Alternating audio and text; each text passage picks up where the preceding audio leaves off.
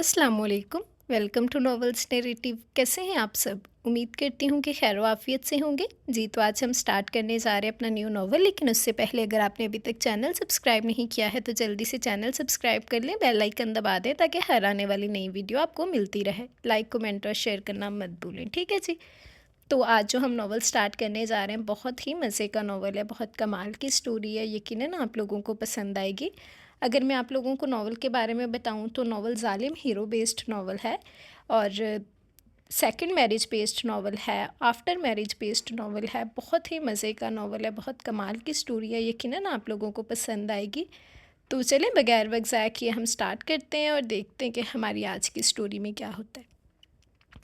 आदम खामोशी और संजीदगी के साथ अपनी लैंड क्रॉस ड्राइव कर रहा था, जैसे साइड वाली सीट खाली हो, वहाँ कोई वजूद ही ना हो। आंसू के साथ नाक की शूं शूं की आवाज़ थोड़ी देर में खामोशी को तोड़ती तो सामने टिश्यू बॉक्स से एक साथ बहुत सारे टिश्यू निकाल कर मेहरुनिसाब ने अपनी गोद में फेंके थे।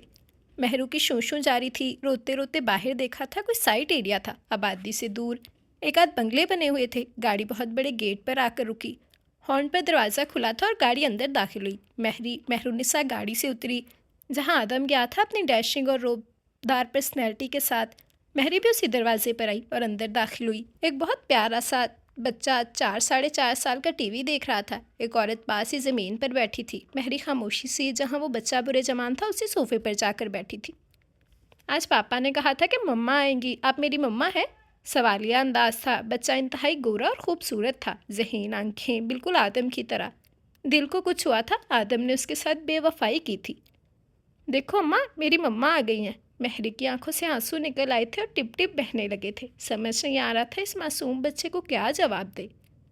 हाँ कहे, मगर किस दिल से कहे? महरी के दिल में आया कि बच्चे को झिड़क दे। वो इतनी सख्त दिल ना थी, जुल्म तो उसके बाप ने किया था, इसमें बच्चे का क्या कसूर? महरी का दिल चाहा कि कहे कि मैं तुम्हारी माँ नहीं हूँ, तुम्हारा बाप ज़बरदस्ती माँ बना रहा है। शायद वो वाहद शख्स था जो कि शादी से पहले मन महबूबा प्लस मनकूहा को माँ के रुतबे पर फाइज कर रहा था। काश आदम, अगर मेरा निकाह तुम्हारे साथ ना हुआ होता तो तुम मुझे सिर्फ ख्वाबों में ही देखते। लेकिन शायद इसी चीज़ का तुमने बेदर्दी से फ़ायदा उठाया है। वो ख्यालों में उससे मुखातिब थी। शाम हो गई थी। बच्चा छोटे छोटे सवालात करता रहा और वो हूँ हाँ में जवाब देती रही। अम्मा ने खाने का कहा था, महरी ने इनकार कर दिया। सिर्फ एक सवाल महरी ने पूछा था बच्चे से, आपका क्या नाम है? जैन। बच्चा सो चुका था। महरी जैन के कमरे में मौजूद थी। वो छोटी छोटी बातें करते सो चुका था। अब खामोशी में उसे दहशत हो रही थी। पूरे घर में फ़ोन नज़र नहीं आया था। आदम अब तक गायब था। रात काफ़ी हो गई थी, लेकिन महरी की आंखों से नींद गायब थी। जहन घर वालों की तरफ जा चुका था। बाबा जान को तो पता ही होगा कि मैं इस वक्त कहाँ हूँ और किसके साथ हूँ, क्योंकि आदम बाबा जान का बहुत बड़ा चमचा है। बाकी घर में कोई परेशान नहीं होगा, सबको बता दिया होगा। शायद बीबी जान थोड़ी बहुत परेशान हुई हूँ, लेकिन क्या फ़ायदा, आदम की बातों में आकर वो भूल जाएंगी।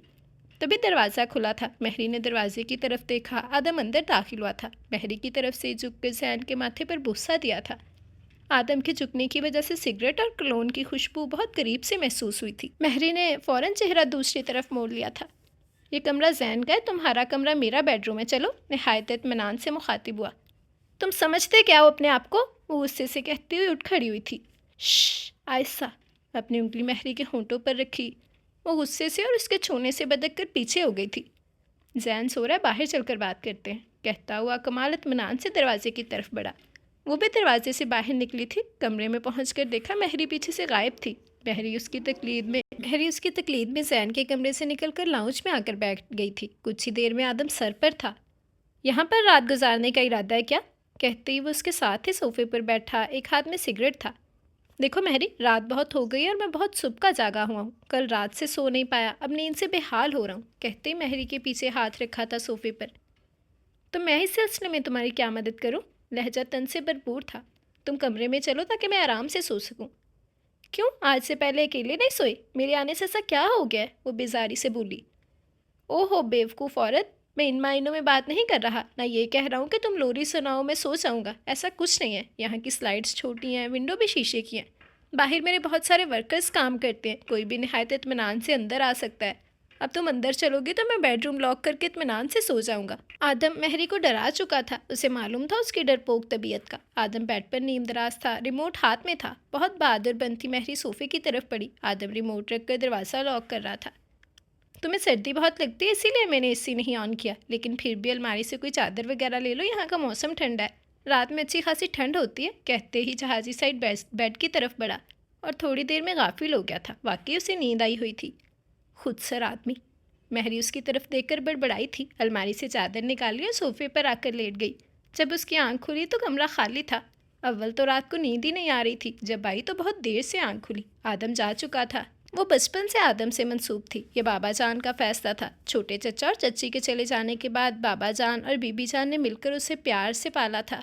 बीबी जान महरी की बड़ी फुप्पो, जो जवानी में बेवा होकर भाई के घर आ गई थी। आदम घर भर का लाडला और अपने फैसले खुद करने वाला था। उसने अब्बा के साथ शुरू से ही बिजनेस संभाला हुआ था। बाबा जान घर भर के बड़े थे।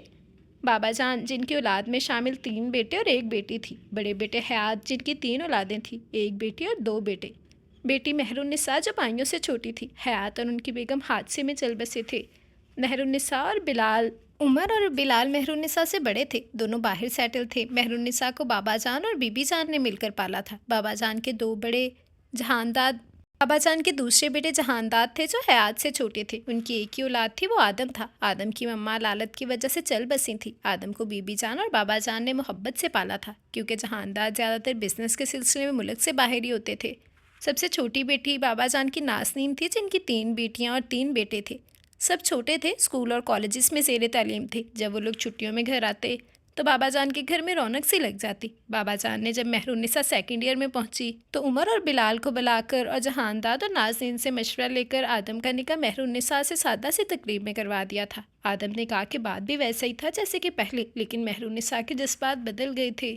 वो ख्वाबों और ख्यालों में रहने वाली लड़की थी और रिजर्व तबीयत की मालिक थी, जबकि आदम एकदम फ्रैंक बंदा था। उसे बाबा जान का ये फैसला दिलो जान से कबूल था। मेहरुन्निसा से अच्छी लगती थी। उमर ने लड़की पसंद कर ली थी और बाबा जान और बीबी जान से बात करके वहीं शादी कर ली थी। मेहरुन्निसा को इस बात का कलक था कि भाई ने शादी बाहर क्यों की। वो कभी कभी अपने आप को अकेला महसूस करती। मेहरुन्निसा BA में आई थी और आदम बिजनेस के सिलसिले में दुबई में होता था। तभी कुछ दिनों पहले ये खबर बम की तरह गिरी थी हयात वाला में कि आदम ने दुबई में शादी कर ली है। इस बात से बाबा जान और बीबी जान बहुत परेशान थे, लेकिन फिर कुछ अरसे बाद जहानदाद आदम के वालिद ने आकर इस खबर के सच्चे होने की तस्दीक कर दी थी। मेहरुन्निसा को आदम के इस इक़दाम से बहुत दुख पहुंचा था। जब ठीक 1 साल बाद आदम घर आया तो सब ऐसे थे जैसे कुछ हुआ ही ना हो, और आदम भी पहले जैसा था। लेकिन मेहरुन्निसा बहुत खामोश हो गई थी और इस बात को नोट किया था। सबसे पहले की तरह मिलकर आदम दोबारा दुबई लौट गया था। बाबा जान और बीबी जान आज भी उसके दमसाज थे। मेहरुन्निसा के ख्याल में बाबा जान उससे खामोशी से तलाक ले लेंगे, लेकिन ये खाम ख्याली ही थी महरी की। मेहरुन्निसा के सामने इस टॉपिक पर बात नहीं हुई थी। कोई इस सिलसिले में बात नहीं करता था। ये खामोशी तवील होती गई और 4 साल बाद आदम वापस घर लौटा था। मेहरुन्निसा मास्टर्स कर चुकी थी। बहरहाल फ़ोन पर सबका राब्ता होता था आदम से, लेकिन इन 4 सालों में इसने महरी से किसी किस्म की कोई बात नहीं की थी। कभी नाज़रीन फुप्पो अपनी तमाम आल औलाद समेत आ चुकी थी। हैरानी उस वक्त मेहरुन्निसा को बहुत हुई जब आदम ने उससे नॉर्मल तरीके से पहले की तरह हाल अहवाल दरियाफ्त किया था, लेकिन महरी ने किसी बात का जवाब नहीं दिया था। घर के तमाम बड़े सब मौजूद थे जब बाबा जान ने महरी को बुलाकर ख़बर दी थी, हम तुम्हारी रुखसती कर रहे हैं। मेहरुन्निसा बिल्कुल खामोश थी। बड़ों के आगे उसकी कभी हिम्मत नहीं हुई थी कि बदतमीज़ी करती या कुछ कहती, बस ज़ब्त किया था अपने आंसुओं पर। मेहरुन्निसा बेटा, हमारे ख़ानदान में तलाक़ का नाम नहीं है, ना दी जाती है ना ली जाती है, और मर्द तो शादियां करता रहता है, कोई बड़ी बात नहीं है। बाबा जान नहायत इत्मीनान से बात कर रहे थे। बाकी सब लोग खामोश थे। मेहरुन्निसा ने सबकी तरफ नजरें घुमाई थी जैसे कोई मदद तलब कर रही हो, लेकिन सबके सब खामोश थे। मेहरुन्निसा को कुछ समझ नहीं आ रहा था कि अपना इनकार इन सब के सामने किस तरह पेश करे। बेटा, सारी बातें आप नाज़रीन फुप्पो और बीजान से करें, ठीक है? आपकी रुखसती की तारीख जल्दी रख दी जाएगी। बाबा जान महरी को इस वक्त बहुत ही बेरहम लगे थे। महर, ये कोई बात है भला रुखसत नहीं होना? मर्दजात शादियाँ करती रहती है, ये कोई बड़ी बात नहीं है। वैसे भी उसकी बीवी उसको छोड़कर जा चुकी है हमेशा हमेशा के लिए। 1 साल बाद ही वो बीमारी से फौत हो गई। बहुत प्यारा बेटा है आदम का, बिल्कुल छोटा आदम। आदम उसे साथ नहीं लाया है, वो नाना के पास है। बीवी जान आराम से बता रही थी और महरी हैरानी से तफसील सुन रही थी कि बेटा भी मौजूद है। ये कोई बात ही नहीं इन सबकी नज़रों में। आजकल आदम भी सुरखरू था। आदम कल भी सुरखरू था और आज भी। मेहरुन्निसा को शदीद गुस्से ने आग घेरा था। लेकिन अब तू उसकी माँ है, तो तू मेरे आदम की बीवी है। बीबी उसे गले से लगाए दिलासे दिए जा रही थी। बीबी जान, ये कैसी बातें कर रहे हैं आप लोग? झटके से दूर हुई थी। उसकी बीवी मर गई और मुझे आदम का बच्चा संभालने के लिए उससे शादी करनी है। कितना बड़ा धोखा दिया आदम ने। आप लोगों को कुछ नजर नहीं आता क्या? मेहरुन्निसा गुस्से से भरी हुई थी। बस बाबा जान से कह दे मुझे आदम से शादी नहीं करनी। नाज़नीन बेटा, मैं आराम आराम से मेहरुन्निसा को समझाऊंगी, किसी से कुछ कहने की ज़रूरत नहीं है, ठीक है? बीबी जान ने अब तक खामोश बैठी हुई नाज़नीन को पुकारा था, लेकिन ये बात गलत साबित हुई। मेहरुन्निसा अपनी बात पर अड़ी हुई थी। बाबा जान बहुत गुस्से में थे, सबको मालूम हो गया था, सब आदम की तरफ थे। यहाँ तक कि बिलाल और उमर भी उल्टा उसे समझाने आए थे। 2-3 बार आदम से आमना सामना हुआ था, लेकिन महरी इग्नोर करके गुजर जाती। बहुत दुख हुआ था महरी को कि वो इस तरह पोज करता जैसे कुछ हुआ ही ना हो। आदम की तरफ से बिल्कुल खामोशी थी। उसका केस लड़ने वाले बहुत से लोग थे। रात के 11 बज रहे थे। मेहरुन्निसा की आंखों से नींद कोसों दूर थी। टीवी और किताबें भी बुरी लग रही थी तो किचन में कॉफ़ी बनाने चली गई, क्योंकि सर में दर्द महसूस हो रहा था।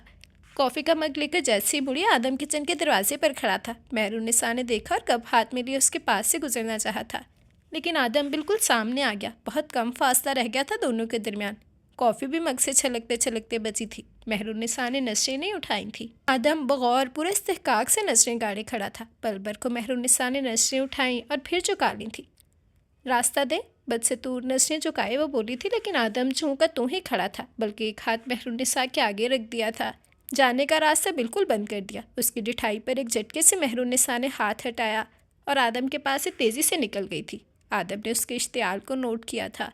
महर अपने फैसले पर डटी हुई थी। बाबा जान ने अब तक जवाब तलबी के लिए नहीं बुलाया था, उनकी तरफ से भी खामोशी थी। 1-2 बार इसी तरह आदम ने मेहरुन्निसा से बात करने की कोशिश की, लेकिन नाकाम रहा। महरी कुछ सुनने के लिए तैयार ही ना थी। महरी नीम दराज बेदिली से कोई नॉवल पढ़ रही थी जब दरवाज़ा नॉक हुआ था। महरी ने सर उठाकर सबसे पहले टाइम देखा। इतनी रात को किसको क्या काम पड़ गया? 12:30 बज रहे थे। एक बार फिर दरवाज़ा नॉक होने के बाद दरवाज़ा खुल चुका था और आदम अपनी तमाम तर वजाहत और खुशबुएं समेत अंदर था। दरवाज़ा मुड़कर लॉक किया था। महरी का दिल धड़का था अनजाने खौफ से। आदम सीधा चलते हुए आकर बेड के सामने सोफे पर बैठा था। मेहरुन्निसा को देखा और सिगरेट को लाइटर दिखाया था। अंदाज़े नशिस्त तवील लग रहा था। मेहरुन्निसा ने फ़ौरन पाँव समेटे और दुपट्टा अच्छी तरह शानों पर फैलाया और नॉवल दोबारा खोल लिया था।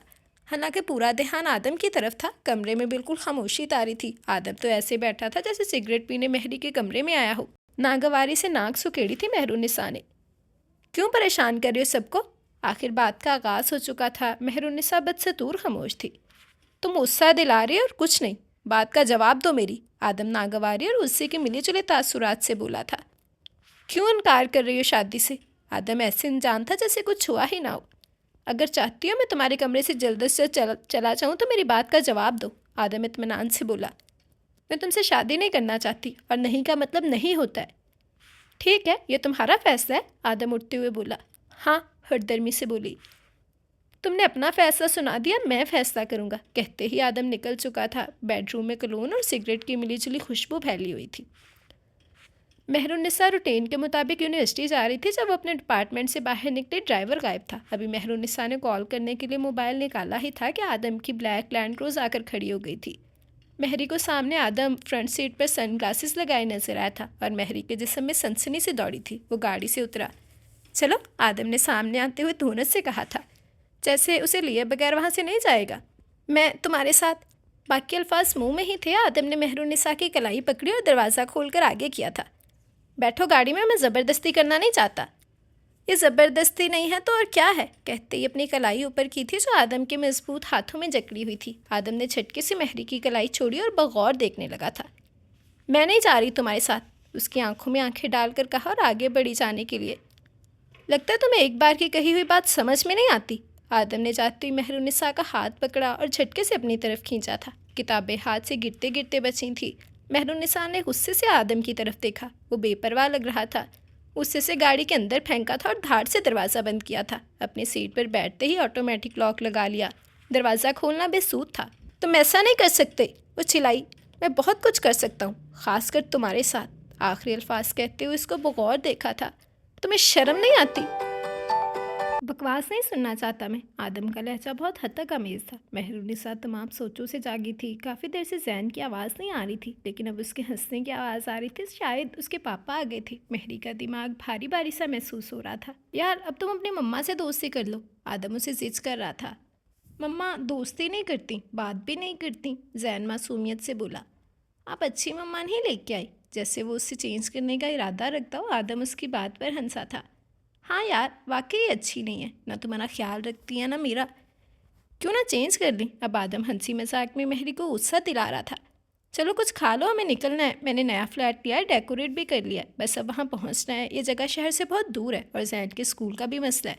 मेहरुन्निसा खामोश थी जैसे कुछ सुना ही ना हो, और फिर वो लोग नए फ्लैट में शिफ्ट हो गए थे। मेहरुन्निसा गैलरी में खड़ी आती जाती गाड़ियों और रोशनियों को देख रही थी। दोनों बाप बेटा कहीं गए हुए थे। मेहरुन्निसा के यहाँ कपड़े नहीं थे और मुसलसल 6 दिनों से इस एक ड्रेस में अब उसे उलझन हो रही थी। ना ही आदम को खुद से ख्याल आया था, ना ही मेहरुन्निसा ने कहा था। मेहरुन्निसा टीवी लाउंज में बैठी चाय पी रही थी और टीवी देख रही थी। तभी दोनों बाप बेटा आए, हाथों में शॉपिंग बैग्स पकड़े हुए थे। आदम सीधा मेहरुन्निसा के साथ आकर सोफे पर बैठा था। यार दिखाओ अपनी मम्मा को हमने क्या क्या शॉपिंग किया। आदम जैन से मुखातिब हुआ। मुझे किसी चीज़ की ज़रूरत नहीं, मेहरी नागवारी से बोली थी। तुम्हें किसी चीज़ की ज़रूरत नहीं, लेकिन जान मेरी, तुम्हें इन कपड़ों में मुसलसल एक हफ्ते से देखकर मेरी नफीस तबीयत मज़ीद गवारा नहीं कर रही थी। अपने ऊपर ना से हम पर ही रहम कर दो। आदम का लहजा शरारत से पुर था। मेहरुन्निसा ने कोई जवाब नहीं दिया। जैन अपनी की हुई शॉपिंग देख रहा था और दिखा भी रहा था। फिर आदम गया तो रात गए वापस आया। मेहरुन्निसा टीवी लाउंज के सोफे पर लेटी हुई थी और सोने की कोशिश कर रही थी। आदम ने हाथ पकड़कर उठाया और सीधा लेकर कमरे की तरफ बढ़ा। अपना आप छुड़वाने की बहुत कोशिश की, लेकिन बेसूद। जैन और उसकी गवर्नर सोने जा चुके थे। सीधा लाकर बेड पर बिठाया था। प्लीज़ यार, खुदा के लिए ये पोशाक उतार दो, आदम आजाना अंदाज में बोला। मेहरी हनूस खामोश थी। इतना हक मैं रखता हूँ कि अगर तुमने कपड़े चेंज ना किए तो मैं तुमसे ज़बरदस्ती कर सकता हूँ। उसका दिमाग झंझना उठा। रात की खामोशी से उसे कुछ बैद ना था। वो फ़ौरन उठी, चुपचाप एक ड्रेस लिया और वॉशरूम की तरफ बढ़ी। आदम के चेहरे पर मुस्कुराहट बिखरी थी। वाह, दम की कारगर साबित हुई। वो जब बाहर निकली आदम नीम दराज था। ड्रेसिंग टेबल तक आई, लोशन ढूंढ कर निकाला था, हाथों और पैरों पर लोशन लगाया, फिर उठकर सोफे पर जाकर बैठ गई। आदम बगौर उसके हरकत सकनात को देख रहा था। आदम उठकर आया और उसके करीब बैठकर उसका हाथ अपने हाथों में लिया, लेकिन उसे झटके से हाथ छुड़ाया था। मेहरुन्निसा, मैं अपने बेटे को किसी भी कमी या किसी इंतशार का शिकार नहीं होने दूंगा। प्लीज़ अपना रवैया बेशक मेरे साथ दुरुस्त न रखो, लेकिन मेरे बेटे को माँ की कमी महसूस नहीं होने दो। प्लीज़, मेरी तुमसे गुजारिश है, प्यार मोहब्बत के लिए। मैं चाहूँ तो बेबी जान के पास भी छोड़ाऊँ, वो बहुत बेहतरीन परवरिश करेंगी, लेकिन मैं उसे तुम्हारे और अपने साथ देखना चाहता हूँ। वो मज़ीद आने वाले बच्चों के साथ देखना चाहता हूँ। उसकी संजीदगी देखकर शरारत कर गया था। मिस्टर आदम, तुम्हें ज़रा भी शर्म नहीं आती इस तरह की बातें करते हुए। मेहरुन्निसा भड़की थी। मैं कोई सफाई पेश नहीं करूँगा इस बारे में, लेकिन इतना कहूँगा, जैन की मम्मा के साथ मेरी कोई कमिटमेंट नहीं थी, बस किसी से किया गया वादा पूरा करना पड़ा। मजबूरी थी। आदम ने मसालहत अमेज़ अंदाज में बात की थी। मजबूरी थी। चाहो तो तीसरी शादी भी कर लो, मैं तुम्हें इजाज़त देती हूँ, लेकिन मेरा पीछा छोड़ दो और मुझे घर छोड़ाओ। ये तुम्हारी ख्याम ख्याली है कि मैं तुमसे दस्तबरदार हो जाऊँगा। घर छोड़ के आने का तो सवाल ही पैदा नहीं होता। और दूसरी बात, जब दूसरी शादी तुमसे पूछ कर नहीं की तो तीसरी क्या पूछ कर करूँगा। आदम धोनस जमाते हुए बोला था। उसे मेहरुन्निसा पर गुस्सा आ रहा था। मेहरुन्निसा की आंखों से आंसू जारी हो गए थे। एक ही शहर में रहते हुए लग रहा था किसी दूसरे शहर में कोई भी मिलने नहीं आया था। आदम सुबह को जाता तो शाम या रात गए वापसी होती। जैन को ड्राइवर गवर्नेंस के साथ स्कूल छोड़ने जाता। पूरा दिन ही बुलाई बुलाई फिरती। जैन बहुत प्यारा बच्चा था। वो खुद ब खुद उसकी तरफ खींचता। उसने प्यार से अपनी तरफ मेहरी की तवज्जो खींच ली थी। वैसे भी घर खाली होता, एक जैन ही उससे मुखातिब होता। छोटी छोटी बातें करना, फरमाइशें करना। आहिस्ता आहिस्ता दोनों एक दूसरे से अटैच हो गए थे। शायद दोनों का ही कोई ना था मेहरी के ख्याल में। रात को दोनों बाप बेटा तैयार होकर बाहर लाउंज में आए। तभी आदम ने मेहरुन्निसा को आवाज़ दी। चलो कि मेहरी, डिनर पर इनवाइटेड है। सिर्फ पूछा था। मेहरी ने इनकार में सर हिलाया था। चलो यार, देर हो रही है। निकसिक से प्यार वो अपने बेटे से कहने लगा था। दोनों के आगे मेहरी का हुलिया इंतहाई रफ था। दोनों जा चुके थे। घर में खामोशी छा गई थी। मेहरी को रोना आने लगा। वो उठकर बेडरूम की तरफ बढ़ी, फिर टेलीफोन सेट गोद में रखा और फ़ोन मिलाया था। घर पर नाज़नीन फुप्पो ने फ़ोन उठाया था। बैकग्राउंड में बहुत सी आवाज़ें आ रही थी जैसे बहुत सारे लोग जमा हो। जैन, ख्याल से गिर जाओगे, इतने में नाज़नीन फुप्पो ने कहा था। फिर फ़ोन पर हेलो हेलो करने लगी। मेहरुन्निसा ने खामोशी से फ़ोन रख दिया था। अच्छा, तो घर में डिनर है, वहाँ सब लोग जमा है। मेरे साथ इस तरह का सलूक क्यों कर रहे हैं ये सब लोग, जिस तरह मैं इनकी ज़िंदगी में कहीं हूँ ही नहीं। रात गए आए थे दोनों। मेहरी आदम के रूम में नहीं थी, वो जैन के रूम में सोफे पर नींद दराज थी। इतने में आदम ने अंदर झांका था। ओहो, ये रही तुम्हारी मम्मा। जैन और आदम अंदर आ गए थे। तुमने कुछ खाया पिया भी कि नहीं? हम तो डिनर करके आ रहे हैं। मम्मा, आज मेरे रूम में सोएंगी आप? जैन अपने बेड पर लेट गया था और आदम खामोशी से पलट गया था उसका ऑफ मूड देखकर। मेहरुन्निसा को जैन के कमरे में सोने से मना किया था आदम ने, मगर वो बाज ना आई थी। क्या समझाना चाह रही हो? घर के नौकरों के आगे तो इज्जत रहने दो। कल तुम सो गई, चलो खैर है, लेकिन रोज रोज तो नहीं चलेगा ना। गवर्नेंस भी इसी कमरे में सोती है, क्या सोचती होगी। शौहर ने मरील मिजाज की वजह से बीवी को कमरे से निकाला हुआ है। महरुनिसा दरवाजे में खड़ी थी, खामोश सी।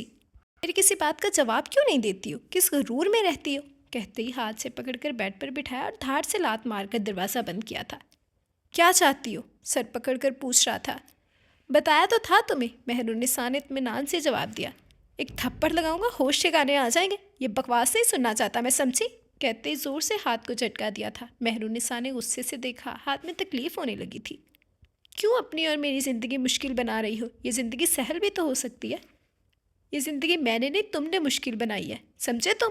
ठीक है, फिर कोई फैसला होना चाहिए। तुम अपनी जिद पर कायम हो, ठीक है, लेकिन मैं तुम्हें नहीं छोड़ूंगा, ये बात मेरी जहन में बिठा लो, कहते ही करीब आ गया और अजीब नजरों से उसे देखने लगा। महरुनिसा का इत्मीनान गारित हुआ था। मैं तुमसे दस्तबरदार नहीं हो सकता, ये ख्वाब देखना छोड़ दो। वो बहुत करीब था, हाथों से उसके बाल पीछे किए, गालों से हाथ होता हुआ उंगलियों ने होंठों को छुआ था और महरुनिसा ने एक झटके से आदम के हाथ को हटाया था और वही हाथ बहुत जोर से महरुनिसा के गाल पर निशान छोड़ गया था। महरुनिसा ने हैरान होकर आदम को देखा था जो उसे ही घूर रहा था। महरी उसके पास से तेजी से उठी और सोफे पर जाकर बैठ गई थी। खामोशी से आंसू गिर रहे थे। दिमाग खराब हो गया तुम्हारा, और अब तुम्हारा दिमाग दुरुस्त करूंगा मैं।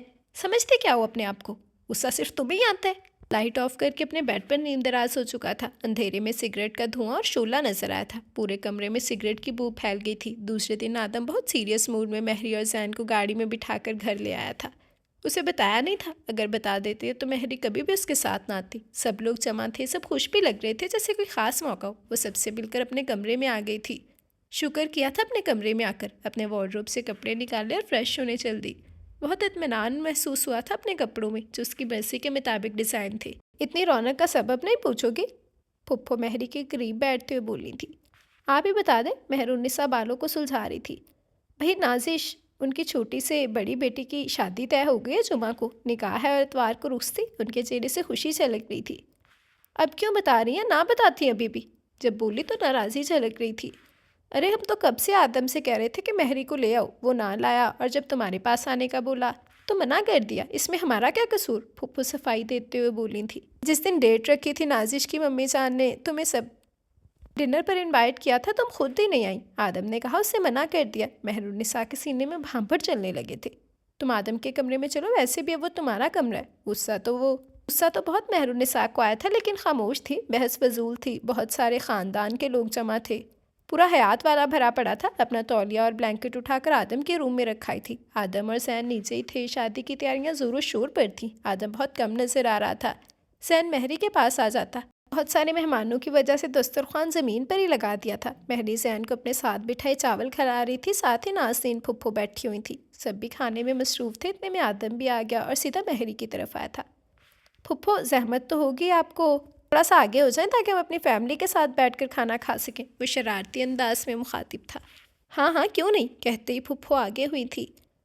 आदम, महरी को शॉपिंग के लिए ले जाना, बेबी जान ने कहा है। नाज़रीन फुप्पो ने इत्तला दी थी। जी बिल्कुल, फारिग हो जाऊँ तो ले जाऊँगा, मामूल के मुताबिक नॉर्मल लहजे में जवाब दिया।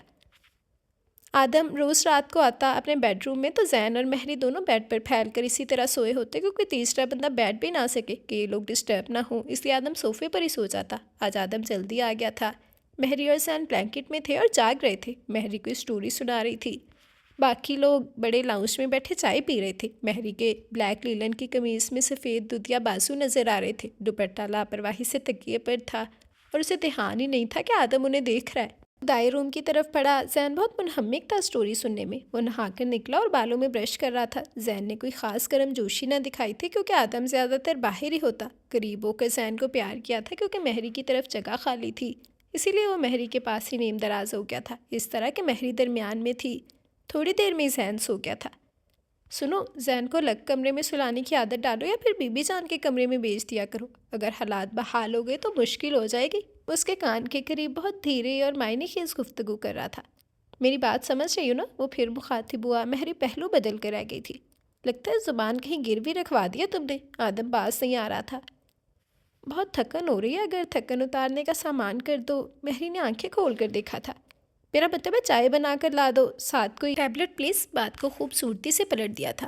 Please stop it. फिजूल गोई करने की कोई ज़रूरत नहीं। अगर मैं चुप हूँ तो इसका कोई और मतलब बखस करने की ज़रूरत नहीं। मैं आपको नहीं जानती और ना ही आपकी कुछ लगती हूँ, मेहरुनिसा फट पड़ी थी। जानती तो तुम मुझे अच्छी तरह, और रही लगने की बात तो गुस्सा करोगी और जिद दिलाओगे तो अच्छा नहीं होगा, फिर रोना नहीं बैठकर। वो बहुत करीब था।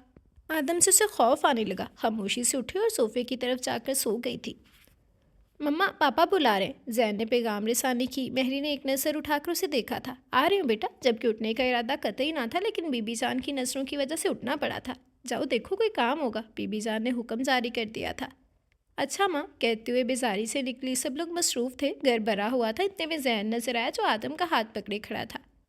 कहाँ हो यार, नजर ही नहीं आ रही। ऐसी भी क्या मसरूफियत कि शौहर के लिए तुम्हारे पास वक्त नहीं। चलो। आदम सीढ़ियों के किनारे खड़ा था, ऊपर जाने के लिए तैयार। क्यों, ऐसा क्या काम है? कपड़े आपके प्रेस करवा दिए, और क्या है, मुझे बहुत सारे काम करने हैं। जैन बच्चों की तरह भाग चुका था।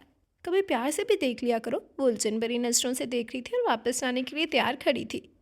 चलो तो सही, ऊपर इतने मेहमान आसपास मौजूद हैं, मुझे मजबूर ना करो कि मैं हाथ से पकड़कर या बाहों में उठाकर लेकर जाऊं। आदम का अंदाज शरारती था। वो आगे चलने लगे, मुबादा वो अमल ही ना कर डाले। अपने बेडरूम में वो आगे पीछे दाखिल हुए थे। ये कपड़े मैं नहीं पहन रहा, तुम दूसरे निकाल दो जल्दी प्लीज़, लेकिन पहले एक कप चाय बनाकर लाओ। खुद बनाकर लाना, रानों के हाथ भिजवाने की ज़रूरत नहीं, मैं नीचे भी आ सकता हूँ। बैठा हुआ हदायतें जारी कर रहा था। शादी का घर था, इसलिए खामोशी से काम करने लगी। आज मेहंदी जानी थी, सब लोग जा चुके थे। आदम नजर नहीं आया था। जैन को तैयार करके महरी साथ ले गई थी। रात गए फंक्शन था। महरी भी तमाम कजन्स की फरमाइश पर जैन को लेकर रुक गई थी। आदम ने घर में इंतज़ार किया था। सुबह सुबह महरी को नाज़नीन फूफो आवाज़ें दे रही थी। महरी, तुम्हारा फ़ोन है। महरी को मालूम था फ़ोन किसका है। हेलो। किसकी इजाज़त से रात वहाँ ठहरी? छूटते ही वो शुरू हो चुका था। आराम से बात करें, फ़िलहाल इत्मीनान था कि फ़ोन से बाहर नहीं निकल सकता था। आजकल आदम से वो दूर भागती थी, क्योंकि डर लगता था उससे। उसकी नज़रें कुछ और ही पैगाम देती नज़र आती। ना मेरे पास सेल है, और ना आपका नंबर कि आपको इन्फॉर्म करती। तुम, क्या कहूँ तुम्हें? आज तुम लोग आओगे या आज भी नहीं आओगे? आदम को इनके बगैर अच्छा महसूस नहीं हो रहा था। आएंगे, हमारा घर है, जाहिर सी बात है। मेरे पास टाइम नहीं है, खुदा हाफिज़। अभी महरी जाने ही लगी थी कि फ़ोन दोबारा बजा। महरी ने फ़ोन उठाया था। मेरी बात ख़त्म नहीं हुई है मैडम, वो हरदर्मी से बोला था। लेकिन मेरी बात ख़त्म हो गई है, कहते ही फ़ोन रख दिया था। जैन तुम्हारा बेटा, वो कॉल तुम्हारे, इतना एतबार नहीं कि कहीं ले जा सको। दोगला इंसान, जहाँ इस शख्स को अहमियत ना दो वहीं तपना शुरू हो जाता है, वो दिल में सोचने लगी थी। बारात वाले दिन एक बहुत खूबसूरत और नाजुक सी लड़की को महरी ने देखा। आदम के साथ बतौर ख़ास जैन को भी मिलवाया। आदम की तो उसके साथ मुस्कुराहट दूर ही ना हो रही थी। रात गए तक तकरीब जारी थी। बारात आ गई थी और रस्में हो रही थी। महरी जैन को सुलाने कमरे में आई थी। इतने में आदम भी दाखिल हुआ था कमरे में। मैं जा रहा हूँ, ज़रा देर हो जाएगी, कोई पूछे तो कहना काम से गया है, ठीक है? अपना वॉलेट चेक कर रहा था। इतनी रात में ऐसा क्या काम है, और मैं कोई आपकी सेक्रेटरी नहीं हूँ कि पैगाम रिसानी करूँ? महरी झल्लाते हुए बोली थी। तुम चाहते क्या हो आखिर? आदम चीखा था। रात फ़ोन पर भी बदतमीज़ी कर रही थी। आहिस्ता बोले, जैन सो रहा है, महरी ने टोका था। तुम मुझे मेरे ही बच्चों से मात दे रही हो? आदम सर पर खड़ा था। आपके जहन की इख्तरा है कि मैं क्या कह सकती हूँ? कहते ही महरी उठी, लाइट ऑफ की और बाहर जाने के लिए कदम बढ़ाए। अंधेरे में ब्लू शिफॉन पर काम झिलमिल कर रहा था। गजरों, परफ्यूम और मेकअप की खुशबू आदम को बहुत करीब महसूस हुई। वो उसके पास से गुजरी थी। तुम अकड़ते किस बात पर, और क्यों जैन को मुझसे दूर कर रही हो? अंधेरे में दोनों करीब खड़े थे। जो भी आप समझ लें, मैं क्या कह सकती हूँ? इस शाने बेनियाजी से कहा कि आदम को तब भी लग गई थी। आदम का गुस्सा अरूज पर पहुँच चुका था। पहले वो परेशान था। कहाँ जा रही हो? हाथ से पकड़कर खींचा था। सारी चूड़ियाँ क्रिच की आवाज़ के साथ टूट गई थी। क्या बदतमीजी है, छोड़ो मेरा हाथ। तकलीफ़ की शिद्दत महसूस हुई थी। तुम समझते क्या हो अपने आप को? आदम ने करीब होकर लंबा सांस लिया। उसे मालूम था आदम की सरकत पर महरी को बहुत गुस्सा आता है। ना छोड़ूं तो? दूसरी कलाई भी बाजुओं के कब्जे में थी। छोड़ना पड़ेगा, मैं तुम्हें कोई ऐसा हक नहीं दिया, महरी चबाकर बोली थी। तुमसे मैंने हक मांगा कब है? जब चाहूँ अपना हक वसूल कर सकता हूँ, तुम्हारी इजाज़त बहरहाल मुझे दरकार नहीं, समझी? एक झटके से कहते ही आदम ने उसे छोड़ा था और बाहर निकल गया। शुक्र है गया। महरी थोड़ी देर के लिए उसके जारहाना तेवर देखकर डर गई थी। रात गए तक रस्में जारी थी। फोटो सेशन हो रहा था। 4 बज चुके थे, अब तक आदम नहीं आया था। महरी बाहर लॉन की तरफ आई और चौकीदार को बुलाया। बाबा, आदम कब गए थे और कोई गाड़ी में है? बाबा, आदम कब गए थे और कौन सी गाड़ी में? जी बीबी जी, आदम साहब अपनी गाड़ी में गए हैं। कोई साथ था? जुमला कुरीदता हुआ था। जी, कोई लड़की थी। अच्छा ठीक है, कहते ही महरी जाने को मुड़ गई थी। अच्छा, इतनी रात को ये काम था। आदम को वही लड़की होगी, वो सोचती हुई अंदर चली आई। फिर न जाने कब वो आया था। सुबह होने पर महरी ने देखा गहरी नींद में सोफे पर सोया हुआ था। कपड़े चेंज नहीं किए थे, शायद थक गया था। वो जैन के साथ नीचे चली आई थी। शादी खत्म हो गई थी लेकिन मेहमान ठहरे हुए थे। आदम उसे कुछ परेशान सा नजर आया था। आज जैन को शाम में तैयार रखना, हमें कहीं जाना है। आदम उसे कमरे में मौजूद देखकर बोला था। मैं नहीं जा सकती, जैन को ले जाना। उसने साफ इनकार किया था। तुम्हें ले जाने की कब बात की? जैन को तैयार रखना, उसे ले जाना है। महरी को बहुत सबकी महसूस हुई, फ़ौरन कमरे से निकल चुकी थी। उसने जैन को फिर तैयार कर दिया था। दोनों बाप बेटा रात गए वापस आए थे। वो चाय का कप लेकर ड्राइंग रूम में दाखिल हुई तो जैन आदम की गोद में चढ़ा बैठा था और वही लड़की जो आदम के साथ बारात वाले दिन थी बैठी हुई थी। महरी ने हल्की आवाज़ में सबको सलाम किया और कोने वाले सोफे पर बैठ गई थी। जैन आदम के पास से उठकर महरी के पास आ गया था। ये जैन की मम्मा है, बीबी जान ने तारुफ करवाया था। खैर, ये जैन की मम्मा तो नहीं, आदम की वाइफ हैं। महरी ने हैरानी से देखा उस नकचिड़ी हसीना को। लेकिन अब यही जैन की मम्मा है। फॉर योर काइंड इन्फॉर्मेशन, आदम भड़क कर बोला था। महरी, जैन को तैयार कर दो, ये जा रहा है अपनी आनी के साथ रहने के लिए। आदम महरी से मुखातिब था। मैं नहीं जाऊँगा, जैन सबके सामने बोला। महरी जैन को लेकर ऊपर की तरफ बढ़ी।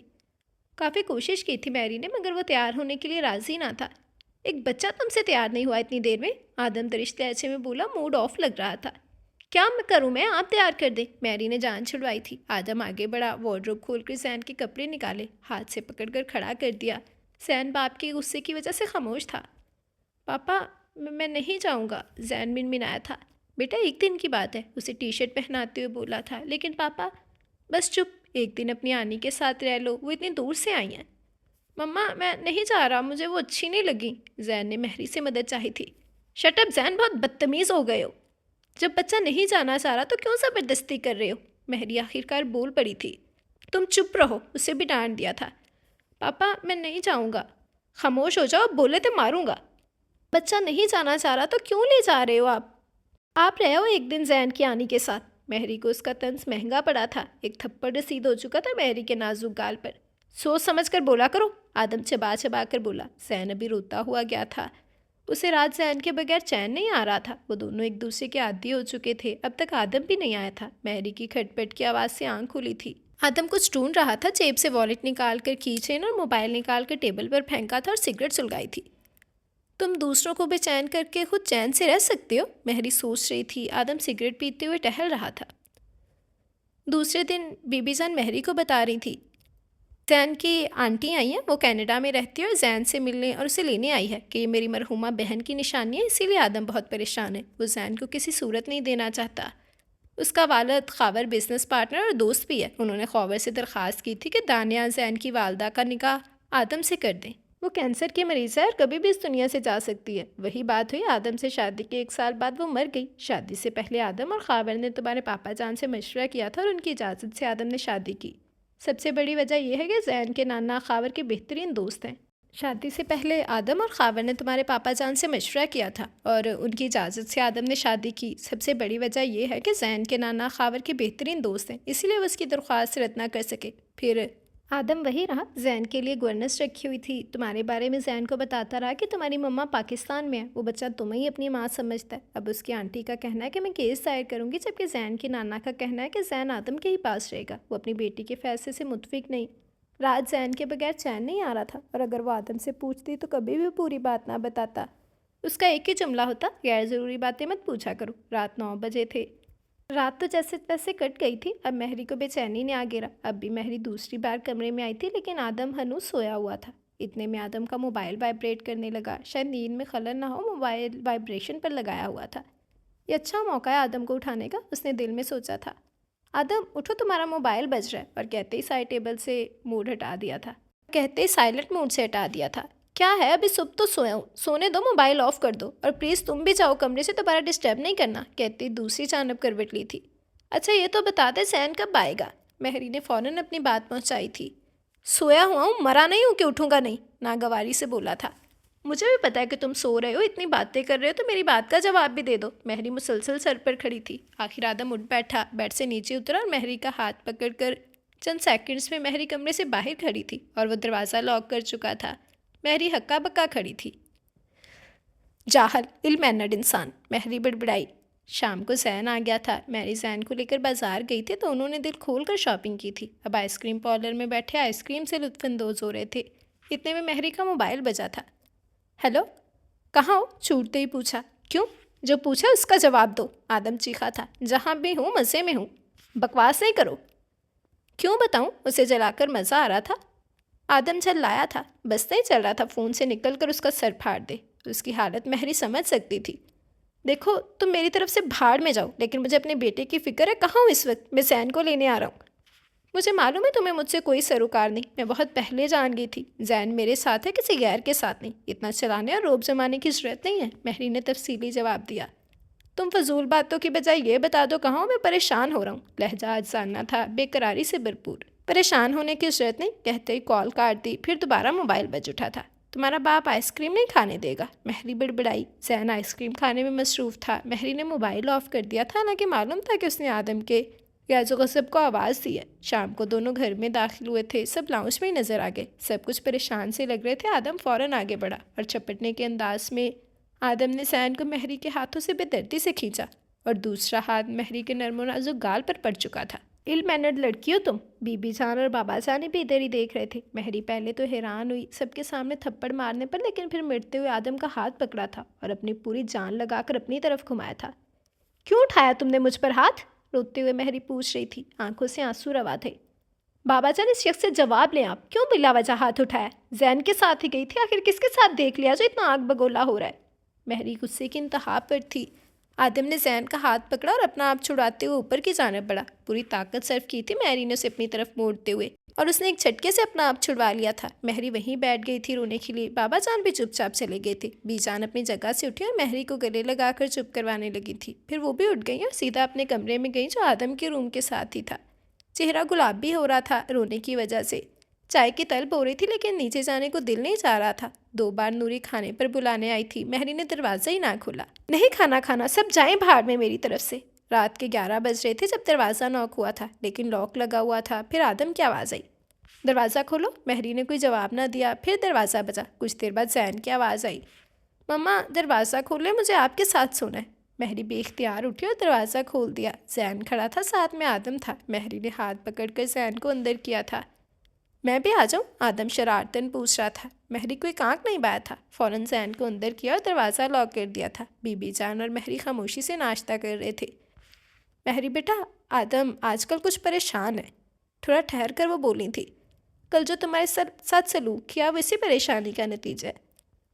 बहुत परेशानी है, सारी परेशानी मुझ पर ही निकलती है। महरी चाय पीते हुए बड़बड़ाई थी। आखिर बीबी जान वो मुझसे अपनी परेशानी शेयर क्यों नहीं करता? महरी बेटा, तो उसका ख्याल रख, थोड़ा झुक तो अपनी परेशानी तुझसे बयान करेगा। बीबी जान को भी उनके ताल्लुकात का अंदाज़ा हो गया था। वो ज़ेरी खातून थी। अब क्यों परेशान है वो झल्लाते हुए बोली। जैन की खाला की वजह से। क्या सोच रही हो? बीबी जान ने उसके चेहरे को जांचा। ये सोच रही हूँ आदम कल इतने गुस्से में क्यों था? उसे जैन की वजह से धड़का था। बस आजकल एहतियात की ज़रूरत है। वो गठजोड़ करवा सकते हैं जैन को। अस्र रसूख वाले लोग हैं। बीबी जान तफसील से आगाह कर रही थी। महरी गहरी सोच में चली गई थी। इसका मतलब है कि मस्सा गमगीर है, रात में बात करूंगी, महरी सोच रही थी। आदम रात के घर आया था और अब सो रहा था। हिम्मत नहीं हुई थी महरी की कि उसे नींद से उठाए। दूसरे दिन महरी जैन को लेकर आदम के कमरे में आ गई थी। जैन सो गया था और महरी आदम का इंतज़ार कर रही थी। काफ़ी रात गए आदम आया था। ओहो ज़ेहन नसीब, आप और मेरे कमरे में दाखिल होकर महरी को देखा, क्योंकि थप्पड़ के बाद से महरी अपने रूम में सो रही थी। खैरियत, ऐसे क्यों घूरियाँ मार रही हो? मुसलसल अपनी तरफ देखता पाकर बोला और वॉशरूम की तरफ बढ़ा था। थोड़ी देर में बिना शर्ट के ट्राउज़र में बरामद हुआ। बाहर आकर अलमारी खोली, टी शर्ट पहनी, सोफे पर बैठा और सिगरेट सुलगाई थी। अगर एक कप चाय मिल जाए, तबीयत पर गिरा ना गुजरे तो। तंज छोड़कर सीधे अंदाज में भी आप बात करेंगे तो जवाब मिल जाएगा, महरी उठते हुए बोली। वह जैन के साथ बेड पर नीम दराज थी। थोड़ी देर में कप लेकर हाजिर थी। आज तो नींद नहीं आएगी, तुम्हारे हाथ की चाय जो मिल गई। महरी आदम के साथ ही थोड़ा उससे दूर होकर बैठ गई थी। तबीयत तो ठीक है, इतने करीब बैठी हो, अगर काट लिया तो? मुसलसल तंज बरसा रहा था, मुसलसल तीर बरसा रहा था। चलो अब तुम इतने करीब आ ही गई हो तो मेरा भी थोड़ा फ़र्ज बनता है, कहती आदम महरी के करीब होकर दूसरी तरफ बाजू दराज कर चुका था। महरी हाथ झटक कर उठी थी। तुम हर बात छुपाते क्यों हो? खड़ी होकर आदम से पूछा था। नहीं, मैंने अब तक दूसरी शादी नहीं की है। ये बात मजाक में उड़ा रहा था। तुम थप्पड़ चलाते हो ये थोड़ी देखते हो कि अगले के चेहरे पर कितनी करबागेज कैफियत है। महरी ने डके छुपे लफ्ज़ों में बहुत कुछ जताया था। ये बात नहीं, इंसान मजबूर हो जाता है अक्सर। आदम अब सीरियस था, इसीलिए जाग रही थी। आदम ने उसके बाजू से पकड़ा और उसे करीब बिठाया था। हाँ, मैं खुशगुमान भी नहीं हो सकता कि मेरा इंतज़ार हो रहा है। तुम मेरे लिए जाग रही हो? आदम बगौर उसकी तरफ देखते हुए बोला। महरी खामोश हो गई थी। वैसे वो दिन कब आएगा? उसकी आंखों की तरफ देखते हुए बोला था।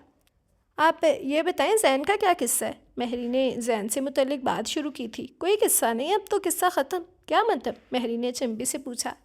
जैन जा रहा है, वो उसके चेहरे के तासुरात देख रहा था। क्या? वो जहाँ से उठी थी फिर वहीं बैठ गई थी। आदम ने दूसरी तरफ हाथ रख दिया। महरी आदम की बाहों में मुकीद थी। मैं मजाक कर रहा हूँ, जैन कहीं नहीं जा रहा, मसला हल हो चुका है। मैं इतनी देर से मजाक कर रही हूँ, जो आप इतनी देर से गैर संजीदा बातें कर रहे हैं। आपको किसी की परेशानी से कोई सरोकार नहीं। महरी फट पड़ी थी और रोने लगी। आदम ने आंसू साफ करने के लिए हाथ चेहरे पर लगाया ही था कि महरी ने झटक दिया था। प्लीज़, महरी नागवारी से दोबारा उसका हाथ हटाते हुए बोली। क्यों? तुम मेरी गर्लफ्रेंड हो जो तुम्हें हाथ लगाते हुए सोचो तुम्हारी मर्जी दरकार हो? आफ्टर ऑल तुम मेरी बीवी हो, तुम्हें छूने के लिए मुझे इजाज़त दरकार नहीं, माई डियर वाइफ। हाथ की हथेलियों से आंसू साफ किए, लटे चेहरे से हटाकर पीछे किए और फिर वो हाथ बालों से होता हुआ होंठों तक आया था। महरी की आंखें अनूस चुकी हुई थी। महरी बेड के साइड पर बैठ गई। आदम पे जाकर उसके साथ बैठा और उसे ज़बरदस्ती अपनी तरफ मोड़ा था। रहम नहीं आता तुम्हें? इतना थका हुआ आता हूँ मैं। उसका मूड किस तरफ चल पड़ा था महरी समझ नहीं सकी थी। महरी का दिल ज़ोर से धड़का था। रहम आपको नहीं आता? क्या सलूक रवा रखा आपने? बिला वजह हाथ उठाया। अपना आप छुड़वाने की भरपूर कोशिश की जो बेसूद थी। देखिए, हाथ हटा ले, मैं चीख मार दूंगी और सैन उठ जाएगा। महरी उसके हाथ हटाने की कोशिश में लगी थी। ओह महरी, आदम मज़ीद करीब हुआ था। ये मुमकिन नहीं है। अच्छा, अमल कर डालो, कहते ही आदम ने उसके होंठों पर सख्ती से अपना हाथ जमा दिया। अब आवाज़ निकलना नामुमकिन बात थी। कहका मार कर आदम हंसने लगा था। महरी को लगा वो उसकी बेबसी और कमज़ोरी पर हंस रहा है, या ये कि अब वो उसकी धमकी पर अमल नहीं कर सकती। हंसते हुए आदम ने हाथ हटाया था। अब बोलो, लेकिन धीरे से, यह हाथ दोबारा भी तुम्हारा मुंह बंद कर सकता है। अपना चेहरा उसके चेहरे के करीब लाकर बोला था। गर्म सांसें महरी के चेहरे को छू रही थी। महरी ने बहुत मुश्किल से जान छुड़वाई और बेड से उठ गई थी। आदम उसके उठते हुए उसकी जगह पर फैल कर लेट गया। शुक्रिया, कितने दिनों से बेआराम था, आज अपने बेड पर सोएगा। कहते ही बेड पर नींद दराज हो गया और महरी का दुपट्टा जो उसके नीचे दबा हुआ था उठाकर खुशबू महसूस की, लंबा सांस लेकर और महरी की तरफ उछाल दिया था। ये शख्स समझ से बालातर है, बड़बड़ाई, क्योंकि थोड़ी देर में वो गहरी नींद में जा चुका था। जैन बीबी जान के कमरे में था। आदम शाम में जल्दी आया था। महरी कहीं जाने के लिए तैयार थी, जूते पहन रही थी जब आदम कमरे में दाखिल हुआ। कहीं जा रही हो? जी, मुख्तसर जवाब देकर ड्रेसिंग टेबल से चीज़ें समेटी थी। जैन कहाँ है? उसे मसरूफ़ पाकर वो मज़ीद गोया हुआ था बीबी जान के पास, और मैं और जैन नासिन फुप्पू के घर जा रहे हैं, वो मसरूफ़ से अंदाज में बोली। क्यों? क्यों का क्या जवाब? फ़ौरन आदम ने उसकी तरफ देखा और मुतवज्जो हो गई थी। आदम गड़बड़ा गया था। यार, वो मैं कह रहा था कि फ़िलहाल सब कामों से फ़ारिग हूँ और आजकल काम का बर्डन भी कम है। क्यों ना हनीमून के लिए चलें? क्या कहते हो? वो इस लापरवाही से बोल रहा था जैसे हालात बहुत साजगार हो। महरी ने खामोशी से आदम को देखा और कमरे से निकल गई थी। जल्दी आ जाना, मैं घर पर ही हूँ, बल्कि जाओ ही नहीं, आदम ने पीछे से कहा था। महरी अनसुनी करते हुए नीचे चली गई थी। आदम की वजह से बीबी जान मना कर रही थी, लेकिन महरी ने जाकर ही दम लिया था। थोड़ी देर में आ जाएंगे बीबी जान। महरी और जैन जा चुके थे। आजकल महरी ने दोबारा यूनिवर्सिटी जाना शुरू कर दिया था। जब भी उससे आदम घर में कॉल करता तो मालूम होता महरी यूनिवर्सिटी में है। वैसे भी महरी ने आदम से इस बारे में पूछा तक ना था। आज आदम ने यूनिवर्सिटी टाइम पर महरी के मोबाइल पर कॉल की थी। महरी ने नंबर देकर कॉल काट दी। यूनिवर्सिटी टाइम पर अगर फारिग भी होती तो आदम की कॉल रिसीव ही ना करती थी। हफ्ते की शाम आदम जल्दी ऑफिस से घर आ गया था। पता चला महरी घर पर नहीं, नासिन फुप्पू के घर गई हुई है। या आजकल नाज़नीन फुप्पो से कुछ ज़्यादा ही मोहब्बत हो गई है। आदम बड़बड़ाया। गुस्से से महरी के मोबाइल पर कॉल की।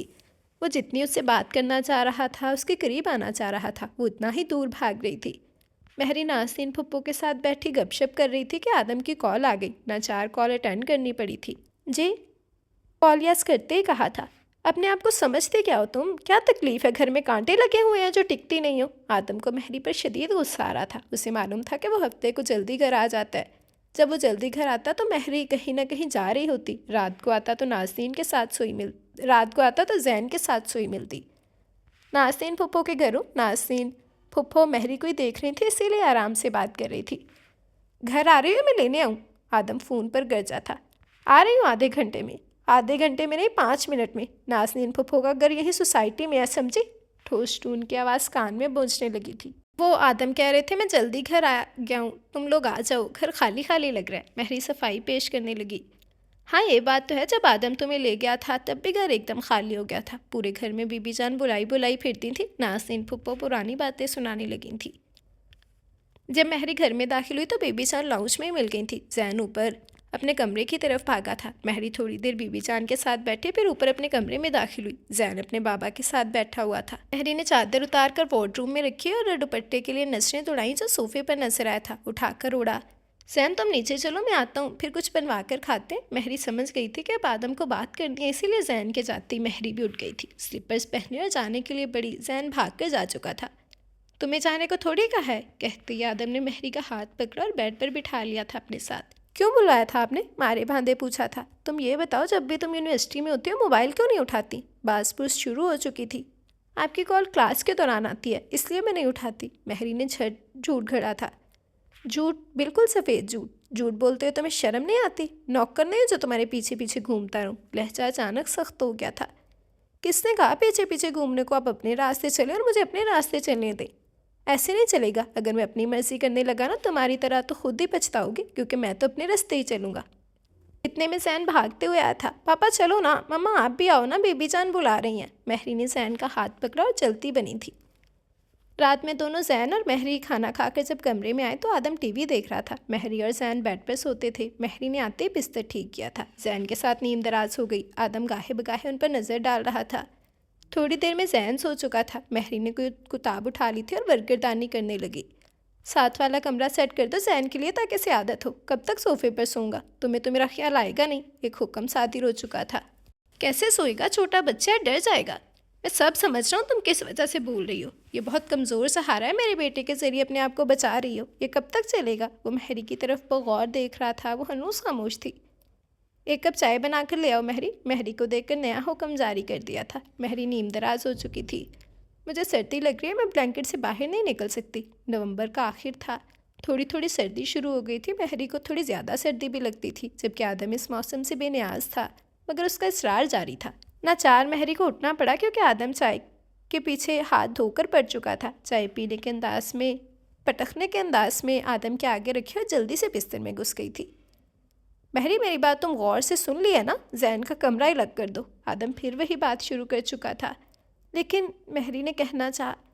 कोई लेकिन वेकिन नहीं, कोई लेकिन और अगर मगर नहीं, समझे तुम? जितनी तुम्हें रायत दे रहा हूँ तुम उतना ही नाजायज़ फ़ायदा उठा रही हो। लेकिन जैन अलग कमरे में डरेगा। फिर महरी ने कोशिश की थी। तो बेबी जान के साथ सुला देना, और ये काम तुम्हें बहुत पहले कर लेना चाहिए था। हर बात तुम्हें समझानी पड़ती है। आदम चिल्ला गया था। अच्छा ठीक है, मैं अपने कमरे में शिफ्ट हो जाती हूँ और जैन भी मेरे साथ ही सोएगा। बीबी जान को नहीं पता चलेगा। महरी ने आखिरी नाकाम कोशिश की थी। तुम्हें मैंने कहा ना, तुम्हारा मुझसे भागना फजूल है। महरी के हाथों में पसीना आ गया, जैसे वक्ते ने जाओ। मैं जैन की आड़ नहीं ले रही। मुझे तुमसे डरने की ज़रूरत नहीं और ना ही भागने की ज़रूरत है। भागते तो आप गए थे पाकिस्तान से। आज मौका मिल ही गया था महरी को, तो कैसे गंवाती? ये गलत फहमी दिल से निकाल दो कि अपना हक वसूल करने के लिए मैं तुम्हारी इजाज़त का मुंतज़िर हूँ। पूरी तवज्जो आदम की महरी की तरफ थी। वो सर छटकती सो गई और आदम ने भी खामोशी इख्तियार कर ली। सुबह यूनिवर्सिटी में 11 बजे के करीब महरी के मोबाइल स्क्रीन पर आदम का नंबर जगमगा रहा था। यस का ऑप्शन प्रेस किया था महरी ने। आदम था। क्या हो रहा है? नींद में डूबी आवाज़ थी, शायद अभी सोकर उठा था। महरी ने अंदाज़ा लगाया। पीरियड अटेंड करके आ रही हूँ, नाचार जवाब देना पड़ा। आ जाओ ना, नींद में डूबी आवाज़ थी। जी, हैरानी से कहा। नीचे जाएं और बेबी जान से नाश्ता बनवाएं। मैं कैसे आ सकती हूँ? वाह अमेजिंग, तुम्हें कैसे पता चला मैं अभी उठाऊँ? आदम को मौका मिला था छेड़ने का। जी नहीं, ऐसी बात नहीं, आप अमूमन इसी वक्त उठते हैं। ना चाहते हुए भी सफाई पेश करनी पड़ी थी। यूनिवर्सिटी से कितने बजे निकलोगे? क्यों, आप क्यों पूछ रहे? महरी ने फ़ौरन पूछा था, कहीं लेने ना आ जाए। जो पूछ रहा हूँ उसका जवाब दो, मुझे तैयार होकर ऑफिस भी जाना है। 1 बजे तक? महरी को नाचार जवाब देना पड़ा। ठीक है, 1 बजे मैं यूनिवर्सिटी के बाहर मिलूँगा। मैं यूनिवर्सिटी से घर ही आऊँगी, आप सहमत ना करें। मुझे भी मालूम है इस तरह क्यों रिएक्ट कर रही हो। तुम्हारा हस्बैंड हूँ, तुम्हें लेने आ सकता हूँ। ओके, खुदा हाफिज़, कहते ही फ़ोन रख दिया था आदम ने। महरी 1:15 पर बाहर आई। महरी के जहन से ही निकल गया था कि आदम लेने आएगा। आदम बेजार सा गाड़ी से टेक लगाए खड़ा था। आंखों पर ग्लासेस लगे हुए थे। महरी को आता देखकर आदम ने फ्रंट सीट संभाली और अंदर से दूसरी तरफ का गेट वार किया था। महरी किताबें और ब्रश संभालते हुए बैठी थी। मैं तुम्हें लेने आया हूँ, पर घर ले जाने के लिए नहीं और ना ही रोज़ाना लेने आऊँगा। मुझे काम था आज। तो मुझे घर ही आना था ना कि कहीं और जाना था? वो झंझलाकर बोली। अच्छा बस करो, बात की खाल क्यों निकाल रही हो? मैं बाहर जा रहा हूँ 15 दिनों के लिए। ड्राइविंग करते हुए महरी के चेहरे पर कभी गाहे बगाहे देखता तासुरात जांच रहा था। मुझे क्यों बता रहे? मैं नहीं रोकने वाली। मुझे मालूम है तुम मुझे रोकने वाली नहीं हो। इतनी अच्छी उम्मीद बहरहाल मैं तुमसे नहीं रख सकता। हम कहाँ जा रहे? वो बोली। रेस्टोरेंट जा रहे हैं लंच करने। लंच करेंगे। आप 1 बजे अभी कुछ देर पहले तो नाश्ता किया है। महरी का मूड ऑफ था। चलो मैं नहीं करूँगा, तुम्हें करवा दूंगा। जी शुक्रिया, मैं घर जाकर लंच कर लूँगी। महरी का मुंह बन गया था। दरअसल मैंने तुमसे ज़रूरी बातें करनी है, घर में भी हो सकती थी, लेकिन वहाँ तुम तो तहम्मुल से नहीं सुनती और यहाँ तुम्हें सुनना ही पड़ेंगी। महरी इस तरफ हामिया नज़रों से देख रही थी। अच्छा ऐसे बोलो ना कि सफाई पेश करोगे, महरी ने नखुवत से कहा। नहीं बिल्कुल नहीं, सिर्फ एक स्टोरी सुनाऊंगा। यकीन करती हो तो ठीक है, नहीं करती ना करो। तुम्हें मालूम है मैं झूठ नहीं बोलता। मैं तुम्हारे साथ नई ज़िंदगी शुरू करना चाहता हूँ। आदम गाहे बगाहे महरी पर नज़र डाल रहा था। ओह मफाहमत, महरी तंसिया बोली थी। चलो मफाहमत समझ लो, अब ज़िंदगी तो गुजारनी है। ज़िंदगी मजबूरी के साथ नहीं, मर्ज़ी के साथ भी गुजारी जा सकती है। आदम ने गाड़ी रेस्टोरेंट के आगे पार्क की और महरी के साथ अंदर चला गया था। बैठते आदम ने सिगरेट सुलगाया था। महरी बिल्कुल आदम के मुकाबिल बैठी थी। आदम ने आहिस्ता आहिस्ता अपनी दास्तान शुरू की थी। उससे थैलीसीमिया था, हर माह खून तब्दील किया जाता था। उसके पापा मेरे पापा के बिजनेस पार्टनर थे। उन्होंने मुझसे रिक्वेस्ट की और मैं टाल नहीं सका। वैसे भी उसकी ज़िंदगी की गारंटी नहीं थी और उसके पापा अपनी बेटी की शादी करके उसे खुशी देना चाहते थे। आदम ने वक्फा लिया। बस फिर जैन आ गया। मैंने तुमसे नहीं पूछा इसलिए कि तुम इजाज़त न देती, तुम इनकार कर देती। मेरा दिल शुरू से ही तुम्हारी हिमायत का है। तुम मेरे दिल में बुरे जमान हो, मेरे दिल पर सिर्फ तुम्हारी हुकूमत है। आदम बगौर महरी की तरफ देख रहा था। और तुम भी मुझे पसंद करती थी और मेरी पसंद से तुम भी बेखबर नहीं थी। जी नहीं जनाब की खुश फहमी है। महरी को अब आदम की नज़रों से उलझन महसूस हो रही थी। वो पूरे इस्तेहकाक से देख रहा था। चलो ठीक है, सब बातें मान लेती हूँ, लेकिन तुमने मुझ पर हाथ क्यों उठाया था? महरी को उसके हाथ उठाने पर गुस्सा था अब तक। वो तो तुम्हें मालूम है मेरा गुस्सा, आदम बेपरवाही से बोला। गुस्सा ख़त्म करना होगा, महरी फ़ौरन हठधर्मी से बोली। अभी मनमाने का वक्त था। आहिस्ता आहिस्ता कर लूँगा, तुम मान लिया करो शराफत से बात, तो ये नौबत ही ना आए। बस सारा कसूर मेरा ही तो है, महरी नागवारी से बोली। अच्छा बस करो, ख़त्म करो। ये बताओ दुबई चलोगी? काम भी कर लूँगा और हनीमून भी हो जाएगा। महरी ने घूरा था। आई भी तुम्हें दुबई घुमा दूँगा। नहीं मुझे नहीं जाना तुम्हारे साथ कहीं भी।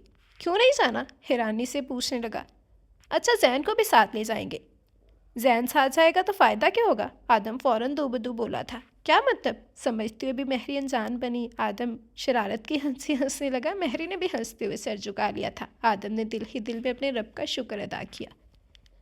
ख़त्म शुद्ध। जी तो ये था हमारा आज का नॉवल। उम्मीद करती हूँ कि आप लोगों को पसंद आया होगा। आप सबकी राय का, आप सबके कमेंट्स का बेसब्री से इंतज़ार रहेगा। अच्छा रिस्पॉन्स दीजिएगा कि नॉवल कैसा लगा। आप लोगों की राय का मैं बेसब्री से इंतज़ार करूँगी। और आप सब लोग गायब भी हो गए हो भाई, कहाँ चले गए हो? जल्दी जल्दी वापस आ जाओ और अच्छा रिस्पॉन्स दिया करें, ठीक है। इसके अलावा जिसने अभी तक चैनल सब्सक्राइब नहीं किया है, जल्दी से चैनल सब्सक्राइब कर लें, बेल आइकन दबा दें ताकि हर आने वाली नई वीडियो आपको मिलती रहे। लाइक कमेंट और शेयर करना मत भूलें, ठीक है जी। तो नॉवल का नेम था असीर वफ़ा। उम्मीद करती हूँ कि कहानी आप लोगों को पसंद आई होगी। आप सबकी राय का, आप सबके कमेंट्स का बेसब्री से इंतज़ार करूँगी। अच्छा रिस्पॉन्स दीजिएगा और ज़रूर बताइएगा कि स्टोरी आप लोगों को कैसी लगी। तो चले हम एक दफ़ा अपना कमेंट सेक्शन देखते हैं, फिर अपनी वीडियो एंड करेंगे। जी तो चले हम कमेंट सेक्शन देखते हैं। सबसे पहले हिना रंगरेज़ कह रही है very nice, thank you very much Hina, आपको पसंद आया, मुझे खुशी हुई। आगे भी आपकी राय का इंतज़ार रहेगा। कहाँ गायब थी आप? देन शाजिया कह रही है वालेकुम अस्सलाम सिस, बहुत अच्छा नावल है। फिर मैंने सेकंड पार्ट सुन नहीं पाई अभी तक, थोड़ी बिज़ी हूँ, सुनकर ज़रूर रिव्यू दूंगी। बाकी फ़र्स्ट पार्ट बहुत अच्छा है। Thank you very much Shazia, आपको पसंद आया, मुझे बहुत खुशी हुई। चलें कोई बात नहीं, आप आहिस्ता आहिस्ता सुनिए और साथ साथ रिव्यू दे दीजिएगा। एक लंबी वीडियो सुनना बहुत मुश्किल टास्क है और रिकॉर्ड करना तो उससे भी ज़्यादा मुश्किल है। तो आपकी राय का बेसब्री से इंतज़ार रहेगा। वैसे आप लोगों ने मुझे बताया नहीं, फिर आप लोग कहते हो कि हमें एपिसोड वाइज नावल सुनना था। मेरा आज पक्का इरादा था एपिसोड वाइज नावल स्टार्ट करने का, लेकिन कल मैंने आप लोगों से 2 स्टोरी के थीम शेयर किए थे। आप लोगों ने मुझे कोई रिस्पॉन्स नहीं दिया, कुछ नहीं बताया कि इन दोनों स्टोरीज़ में से आप कौन सी स्टोरी सुनना चाहते हैं।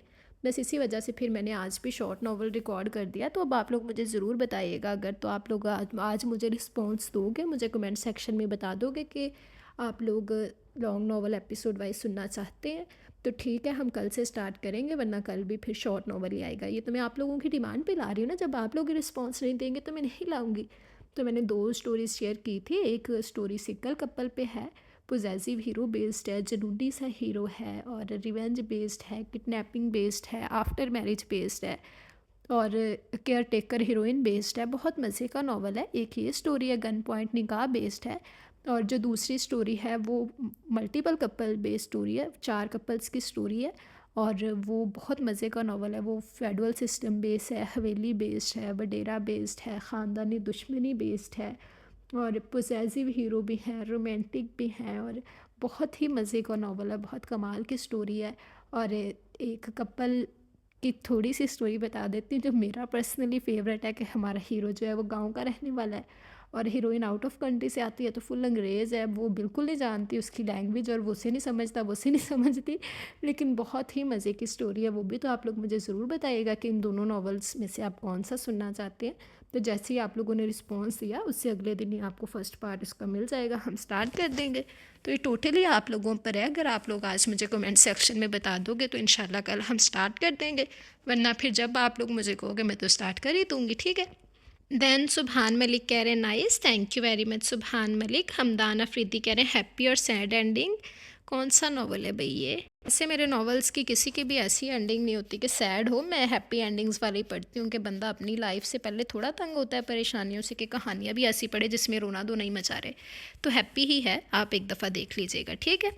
देन अरीबा महमूद कह रही हैं wow, thank you so much, thank you very much आपको। अच्छा, ये रीच की थी, आप अनाउंसमेंट थी, आप लोगों ने सुन ली होगी। रीत शाह राइटर, उनकी अनाउंसमेंट है कि वो जो इंतहा इश्क है वो दोबारा रीराइट करेंगी। तो हमें मुझे तो बड़ी शिद्दत से इंतज़ार है, देखते हैं कि क्या करती है। बाकी इंशाल्लाह जैसे ही वो रीराइट करेगी वो नावल भी आप लोगों को इसी चैनल पर सुनने को मिलेगा। और भीगी पलकों पर नाम तुम्हारा है का वो सीज़न 2 है, और भीगी पलकों पर नाम तुम्हारा है इस चैनल पर कंप्लीट हो चुका है। आप लोग अगर सुनना चाहें तो प्लेलिस्ट जाके चेक करें, आपको वहाँ पर मिल जाएगा, ठीक है। देन गौसिया खान कह रही है nice novel, thank you very much Gausia Khan, आपको अच्छा लगा, मुझे खुशी हुई। आगे भी आपकी राय का इंतज़ार रहेगा। मोहम्मद तुफ़ैल कह रहे हैं अस्सलाम वालेकुम आप जान जी, कैसी हैं आप? नावल बहुत अच्छा था, बहुत शुक्रिया आपका। अल्हम्दुलिल्लाह मैं बिल्कुल ठीक हूँ, आप कैसी हैं? थैंक यू वेरी मच, आपको अच्छा लगा, मुझे खुशी हुई। आगे भी आपकी राय का इंतज़ार रहेगा। बहुत अच्छा लगा, थैंक्स। मारिया कह रही हैं थैंक यू वेरी मच, आपको अच्छा लगा, मुझे खुशी हुई। आगे भी आपकी राय का इंतज़ार रहेगा।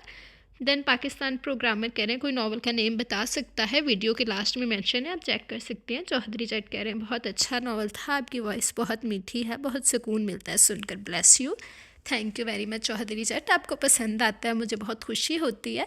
इंजॉय करें और ज़रूर बताइएगा कि आज की स्टोरी कैसी लगी। बाकी thank you very much.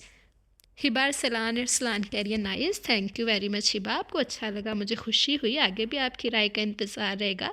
Samina खातून कह रही हैं हाँ ये क्या हो गया, अस्सलाम वालेकुम, ज़बरदस्त स्टोरी। वालेकुम अस्सलाम, थैंक यू समीना खातून, आप काफ़ी अर्से बाद आई हैं, कहाँ गायब हो गई थी आप, और कैसी हैं आप?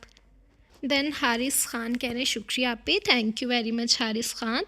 देन शुमाइला शाह कह रही हैं कि बहुत ज़बरदस्त नावल होते हैं आपके, प्लीज़ राइटर नेम बता दें। इस राइटर का नाम है Amreen Riaz. And thank you very much, आपको अच्छा लगा, मुझे खुशी हुई। आगे भी आपकी राय का बेसब्री से इंतज़ार रहेगा। निमरा ख़ान कह रही है nice, thank you very much Nimra Khan, आपको पसंद आया, मुझे अच्छा लगा। आगे भी आपकी राय का इंतज़ार रहेगा। आई एम ह्यूमन कह रही हैं हाँ हाँ हाँ, अच्छा हाँ हाँ हाँ नो हाँ हाँ हाँ, सारी बेस इसी में आ गई हैं। स्टाइल बड़ा अच्छा लगा, थैंक यू वेरी मच। बिल्कुल सारी बेस इसी में ही है, और बहुत ही मज़े का नावल है, बहुत कमाल की स्टोरी है, मेरा one of most favourite novel है। आप लोग सुने और अपनी राय का इजहार ज़रूर कीजिएगा, ठीक है। Thank you very much. I am human. Raja Musa कह रहे nice novel, thank you very much Raja Musa, आपको अच्छा लगा, मुझे खुशी हुई। आगे भी आपकी राय का इंतज़ार रहेगा। पबजी गेमिंग ने लाइक किया है, thank you very much PUBG gaming. Zainab Sagheer कह रही है nice, thank you very much Zainab Sagheer. Mohammad Tufail कह रहे हैं अस्सलाम वालेकुम आप जान, कैसी हैं आप? बहुत शुक्रिया आपका। बहुत आप कैसी हैं आप? नावल बहुत अच्छा था, बहुत शुक्रिया आपका। वालेकुम अस्सलाम, अल्हम्दुलिल्लाह मैं बिल्कुल ठीक हूँ, आप कैसी हैं? थैंक यू वेरी मच, आपको नावल पसंद आया, मुझे खुशी हुई। आगे भी आपकी राय का इंतज़ार रहेगा। हारिस खान कह रहे हैं शुक्रिया आप भी, thank you very much Haris Khan. Nimra Khan कह रही है nice story, thank you Nimra. Then Sumera Kair ने लाइक किया है, thank you very much Sumera. राफियाज रफ़िया रफ़िया ज़फ़र कह रही हैं I love you. Thank you Rafia, आपका प्यार साथ ही चाहिए। खान ई नाइन कह रहे हैं wow thank you very much, आप भी बड़े अरसे बाद आए हैं, कहाँ गायब थे आप। तो ये थे हमारे आज के कमेंट्स। उम्मीद करती हूँ कि आप लोगों को आज का नॉवल पसंद आया होगा। आप सबकी राय का, आप सबके कमेंट्स का बेसब्री से इंतज़ार करूँगी। अच्छा रिस्पॉन्स दीजिएगा और ज़रूर बताइएगा आज का नॉवल आप लोगों को कैसा लगा। और भैया आप लोग कहाँ गायब हो गए हो, सब लोग जल्दी जल्दी वापस आओ। मेरे रेगुलर लिसनर्स भी गायब हैं और सीमा और आयशा भी गायब हैं। वैसे आयशा ने मुझसे वादा किया था कि 22 के बाद वो वापस आ जाएगी, तो आयशा आप अपने वादे पे कायम रहिएगा। और इसके अलावा चौधरी जट का कमेंट था आज, आई थिंक सो कि नहीं था। अगर नहीं हुआ ना मैंने नाराज़ होना है आपसे, लेकिन मुझे लगा है भाई है। मोहम्मद तुफ़ैल का भी था और शाज़िया का भी था और समीना ख़ातून का भी था। बाकी मेरे कुछ और रेगुलर लिसनर्स हैं, वो भी जल्दी जल्दी वापस आ जाएं। और आप सबकी राय का मुझे बेसब्री से इंतज़ार रहेगा। अच्छा रिस्पॉन्स दीजिएगा और ज़रूर बताइएगा कि नेक्स्ट नॉवल अब एपिसोड वाइज सुनना है या शॉर्ट सुनना है। अगर शॉर्ट सुनना है तो ठीक है, अगर एपिसोड वाइज सुनना है तो ये जो 2 थीम्स आप लोगों से शेयर किए हैं, किस बेस पे आप लोग सुनना चाहते हैं ये भी बताइएगा। तो इंशाल्लाह हम स्टार्ट कर देंगे। तो अब हम इंशाल्लाह हाजिर होंगे कल नए नॉवल के साथ, नए किरदारों के साथ। तब तक के लिए मुझे इजाज़त दी, दुआओं में याद रखिएगा। अल्लाह हाफिज़।